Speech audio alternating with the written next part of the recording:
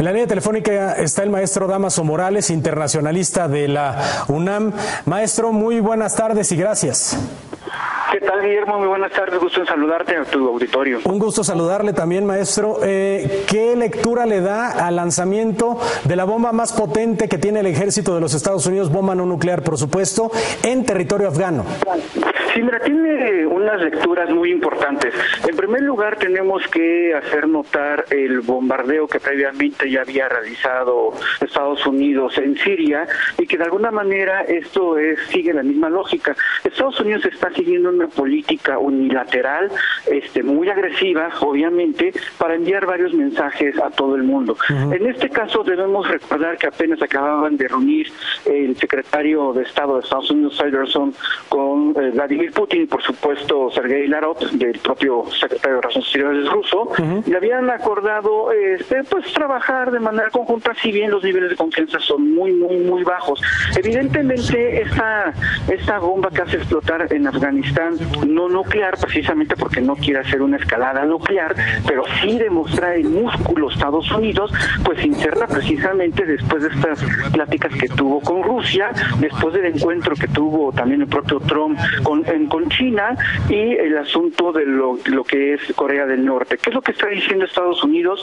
Vean mi músculo, vean mi fuerza, y de alguna manera me acabo de entrevistar con China, le digo, necesito tu ayuda para Corea del Norte, y si no lo obtengo, pues mira lo que tengo. Y también hace lo propio con Rusia. De alguna manera es una nueva era en la política exterior norteamericana, muy unilateral, muy agresiva, y evidentemente lanza lo más poderoso que tiene sin que llegue a ser lo nuclear, precisamente para no desatar un desastre nuclear.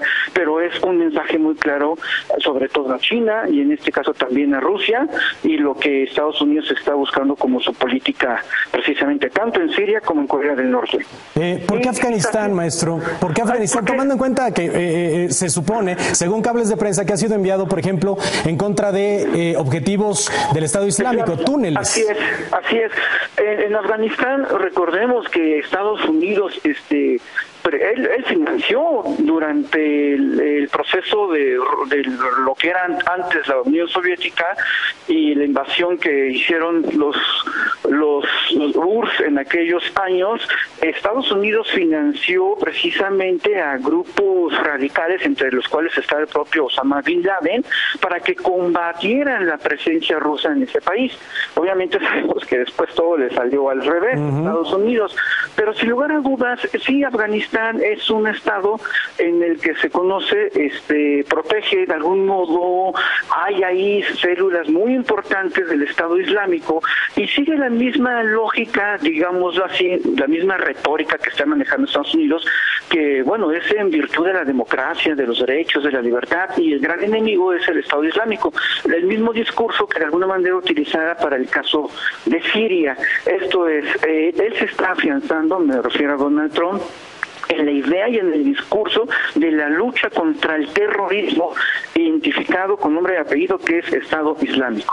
Entonces, de alguna manera mata dos pájaros de una sola pedrada.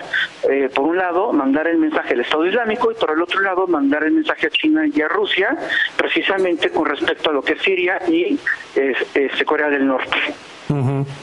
Y finalmente, ¿cómo podría entender o cómo podría recibir, mejor dicho, no entender, sino recibir el Kremlin, recibir Moscú este mensaje, el del lanzamiento de esta bomba en particular? Pues eso va a ser un dato muy importante. Yo creo que no lo va a recibir bien.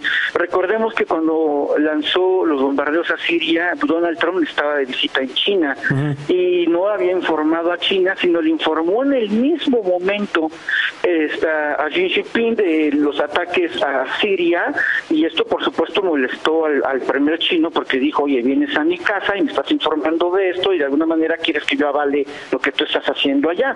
Fue una maniobra un poco sucia, debemos decirlo. Por supuesto que esto no le gustó nada a Rusia. Ahora con este encuentro, pues el comunicado fue muy escueto en el sentido de que pues vamos a colaborar, pero sin lugar a dudas, insisto, los niveles de confianza están muy bajos. Y esto un flaco favor hace a esos niveles de confianza, en el que ahora, por supuesto que los rusos van a estar muchísimo más alertas y tendrán quizá que hacer algo que pudiera significar el mensaje a Estados Unidos de que, bueno, nosotros somos la otra parte y no vamos a permitir que tú te muevas libremente por todo el mundo, porque entonces ¿dónde quedamos nosotros? Sí. Que recordemos que Afganistán es muy importante en la geopolítica, claro, rusa. Sí, sí, sí. Entonces, obviamente... Un país que fue invadido por Rusia, ¿no? Nada más hay que recordar eso. Sí, fue invadido por Rusia precisamente y obviamente ahí hay grandes reservas de gas muy importantes en Afganistán y es una parte geopolíticamente importante para Rusia. Obviamente tendrán que hacer algo los rusos, seguramente empezará por un comunicado de rechazo, posiblemente alguna otra reunión como la que sucedió con Siria de emergencia del Consejo de Seguridad y veremos qué otra acción tendría que llevar a cabo Rusia, lo cual pudiera ser un poco preocupante porque me queda claro que tiene que hacer algún muestreo de fuerza, porque lo que está haciendo Estados Unidos es muestra de fuerza. Entonces, Rusia no sé si se puede mover hacia Siria o de algún modo fortalecer sus propias alianzas con Irán respecto de Siria o algún otro movimiento, pero sí me queda claro que Afganistán es prioritario para Rusia y aparte están sus fronteras mismas.